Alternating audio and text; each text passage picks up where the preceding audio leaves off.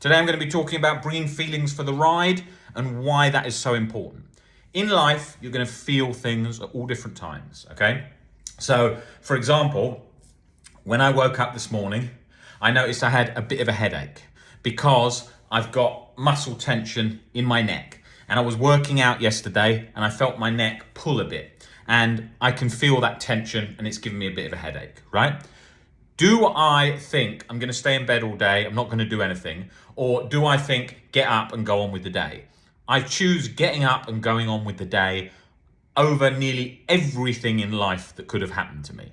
Because that is the attitude that I am focused on, because I know that's going to get me towards my goals and give me the life structure that's most healthy and gives me the best chances of happiness in life. Now, where the problem is where we start to think, we dwell on that feeling. We feel that feeling, we fixate on it, and then we let it consume us and our whole life structure, and then everything starts to go downhill quickly. When I had very bad OCD, of course, it's compounding you from all angles 24/7. So you think, oh, this situation is obviously the worst situation in the world to you when latched on. You can't see a way to change your perspectives, and you feel constantly latched in that 24/7. When you're in that situation, it's very hard to go about your day because OCD is sort of compounding it with, you don't even deserve to live for a second, you don't deserve to feel peace for a second, you don't deserve to ever be happy. And it's doing that over and over and over and over and over and not letting you release. And so you do feel like this sort of machine gun going off in your head.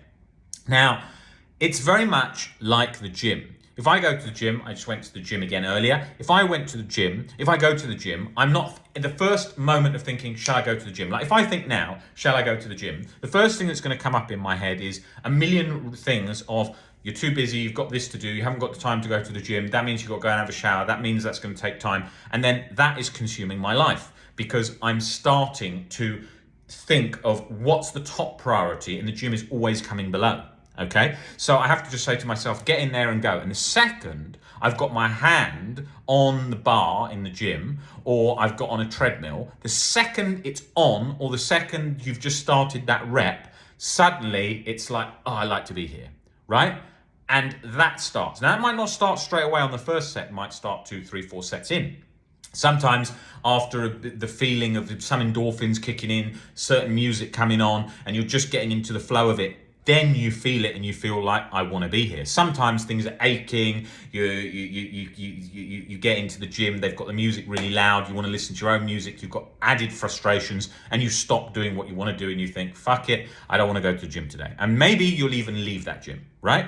But the key thing is realizing what those mental blocks are. If you look at athletes that have gone really far in their careers, they are masters of overcoming those mental blocks. I mean, you look at some triathletes, they've nearly like passed out on the line and very, very unhealthy in some of these sports, these ultra marathons and so on, and they're still going when the body's like screaming stop. So obviously the body can go far further than we imagine. And we want to try and get a healthy balance there, but it's a good as an example to see those barriers that the brain is coming up with. So I think what happens in our lives is we're so used to this, we're so used to hearing that voice and that sensation, that when we're dealing with OCD and anxiety, we listen to it more. Why? Because the world is telling us all day long, don't overwork yourself, don't be overstressed, oh, it's too much, take time off, because the world is very sort of soft in that respect, because what it does is the general sort of mainstream has always been like, oh, you're stressed, take a day off. Oh, you're feeling some anxiety, take a week off. Oh, this has happened. It goes that way because the general sort of way the world operates is a sort of light-hearted approach. But then there's certain people in that world that don't take that approach, that really go for it against all odds. Think about somebody who's going to explore the North Pole. If they went to the general mainstream of the world and said, hi, I'm thinking of going to the North Pole, I'm thinking of going and do this, it's very dangerous, I'm going to go and hike Everest, it's very dangerous. The mainstream would say, very dangerous, too cold, no hospital up there if you get injured, well, you've already had an injury, so you shouldn't do it. There's plenty of other things to do. Why are you choosing that? Every single reason, even if some of those reasons were valid, would be trying to stop you from moving forward in that direction. Okay? And that's what it's like. First time I went to a doctor about OCD, the first thing in 2 seconds without much barriers, like, here's some meds, right? There wasn't. This is what you should do to sort of change your perspectives. You should hold it out for the moment. You should try and do this. One, they don't know about a lot of that, but two, because it's so much easier just to meds, right? Problem with that, you're not building the resilience and the skill set that come before, which you always want to do. It's like somebody going, I would like to join the gym, but I want to take all the supplements and I want to work out very little. People say, hold on, you've got to start working out regularly, get into the hang of that, and then introduce those things gradually, right? That is the same when approaching meds. Meds is super helpful. I see people's whole life change when they go on meds. I see some people where they don't like being on meds, side effects and all sorts. I say 50% of people on meds, 50% off meds. There's no judgment on meds, but if you don't make it's so that there's some element of resistance at the beginning where it's a healthy resistance of, have you done work on yourself? How's your life structure? How's this looking? Ticking off those boxes prior to just meds. It's an easy thing for every problem because it's just like, take pill, right? For anything. If you've got a bit of a headache, take pill. Not, okay, you've overworked your neck. Probably what you should do, go to a physio, work out the muscle, get a bit of balance there. Probably your posture's bad from being on your phone a lot. Fix that out, or just take Pandol. That's the problem. We've got to be proactive because a lot of people resist meds. I have to tell people, go to your doctor and speak to them about meds when they're really stuck and they've got chronic anxiety all the time and they're finding it hard to work on their beliefs and they think, well, it would help take the edge off. So they go and speak to their doctor and then they decide to go on meds. They're just as pushing back to not go on meds, right? But a lot of the time, and especially in America, meds are handed out all the time. The amount of people that come in that are addicted to benzos because their doctors have just prescribed benzos. I've always said to people, benzos is the last resort. All of this is your doctor's guidance. I don't deal with medication, but I'm saying that the problem is people get addicted to benzos, particularly in the States, because it's handed out too easily. If you just go in there and say, I can't sleep, I'm panicking a lot, they'll be like, benzo. That is terrible. That is so bad. And that's why if you look at like the likes of Jordan Peterson, was addicted on benzos and had a really bad time on benzos. And he talks about that in one of his YouTube videos. You've got to be very careful with that.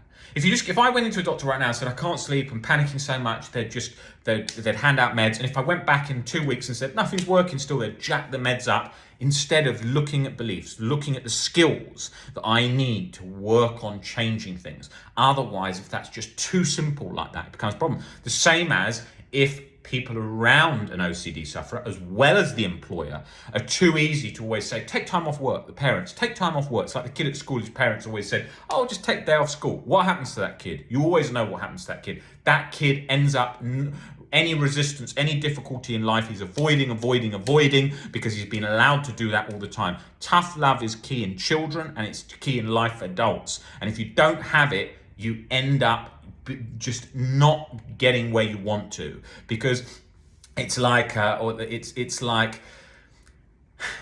it was a quote that I saw describing it was a joke quote, and it was just saying something like, for a job, it was saying something like, we want the kid who drinks out of the water hose, not the one whose mum's bringing him a Powerade when he's in last position and running alongside him. Like, we don't want that kind of society. We want a society that's helping everybody, that's productive and moving in the right direction, but it's not sort of congratulating low effort. Right? We've got to put in higher effort, and we can. And I see people who've been in positions like that come in and say, my mum let me do this, and my mum said this, and all these different things, and they want to change that. They don't want to be that person. They don't want to be that person, right? They do not want that life for themselves, okay? And it's like, you have to give yourself a wake up and you have to make decisions, right? You have to make decisions, and you have to make these decisions about your life yourself, often over what's being told to you at times. Because, for example, when I did this injury, I've got a bulging disc in my neck, and when I did this years ago, it was a very bad injury, and I had to go to a physio 3 times a week, and I couldn't get out of bed without pulling my hair because of the weight of my head, just to lift it out of bed. It was a very, very bad injury. I couldn't move my head more than about half a centimetre left or right. And when I did that, I became worried about doing exercise in the gym anywhere near that. What if you get bad again? What if you can't move it? What if you get really bad and then you're in chronic pain and it tires you out so much that you can't work and function? All these kinds of things, right? And what happens there is you're avoiding everything. You become scared of everything. You don't want to get involved in anything because of that, and you become reluctant to life. And then one day I said, right, I'm swimming, I'm weight training, I'm running, I'm doing everything no matter what, even if my neck fucking breaks. That was the attitude I had. Now, I wasn't in a risk of my neck actually break. It wasn't like a doctor just said your neck's gonna break if you do that. But I had to take that attitude to get life back. Okay, you've got to have that, because that's what life's about. Life has got to have an element of life and death in it, because if it doesn't feel alive. If you're just going to work, coming home, watching Netflix, it's a very comfy world. That's not how humans are. Humans have got to have that sort of life and death, that feeling of really feeling alive. That doesn't mean you've got to go and take a big risk doing extreme sport, but you've got to have that sort of feeling. So when you've got, you're running or you're doing a sport or you're doing your job, you've got to go for it like your life's on the line. That's the attitude you want to have in life, because that is the sort of evolutionary attitude that's going to get you ahead. And that's the same with mental health. With mental health, I took an attitude which was, I am going to do everything it takes to get me a life where I've got the best mental health I can, right?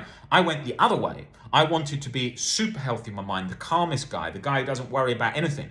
I wanted to go the other way. I wasn't doing it in an extreme black and white way of like that or nothing. I was doing it because I wanted that, and I wanted to change my life, and I was fed up of coasting, just going along. How are you? I'm all right. I'm not so good. Oh, I'm great today. I'm bad tomorrow. I wanted to change my life. So I took that attitude, as I take in all areas of my life, which is I go along calmly, but seriously proactive at really seizing life, because we have one life. And you hear people talk about it all online, and you hear people say it all the time, but they don't really mean it, and they're definitely not living like it themselves.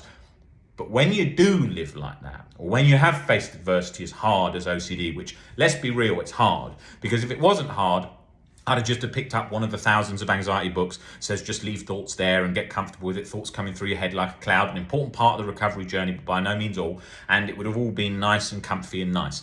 They don't work like that. OCD recovery is not all comfy and nice. The people that I see that recover the best are people that really go for it. They progressively go through exposures. They read. They work on changing their beliefs. They work out. They build a good life structure. They socialize. They see their friends and family. They get involved in their work. Those people make the most results. And those are often single mums, because single mums are in the life and death situation. They completely are, because if they don't bring in money for that kid's not getting food. And they've got to do that for them and that kid day in, day out, and nobody else is feeding them, right? And that is why they often get the best results, as opposed to the rich kid whose mum is doing everything for him, and he doesn't have the sort of the push to go and do it. Now he can, when he realizes he don't want to be that, and he wants to change it, and he wants to make those changes. But what has to happen is the person has to make those changes, right? It doesn't matter what your situation is. You can be rich, you can be poor, you can be in the UK, you can be in the North Pole. As long as you can read a book, as long as you can work on your recovery, as long as you can do exposures in some way, it doesn't matter of your situation, it's the attitude. So, you don't need to have a super harsh situation to make that change, but harsh situations make changes because there's no other way but to go ahead. So think about that. Think about your life. Think about OCD recovery. Really seize it. If you're stuck, come in and see us for one-to-ones or webinars, and we'll help you proactively make the changes you need to recover. If you're working on your own at the moment, reading the books, and you're stuck, you've got our Facebook group there's lots of free support in there. Obviously what we do is far more focused than that, but you've got a lot of free resources. We wanted to build a lot of free resources. You've got the YouTube channel, this one, with 1,200 plus free videos, and you've got the Facebook group, which is one of the most active Facebook groups on OCD, with thousands and thousands of posts in there. And so you've got a lot of things there that you can look at and help yourself. If you are coming from a country where you don't speak English, we provide translation on all the one-to-one calls, so we can cover most languages and most time zones. So yeah, go and really proactively go for it. You've got one life, you've got one shot at this. You can do it. You can turn your life around. You can make the OCD recovery journey the most empowering journey in your life.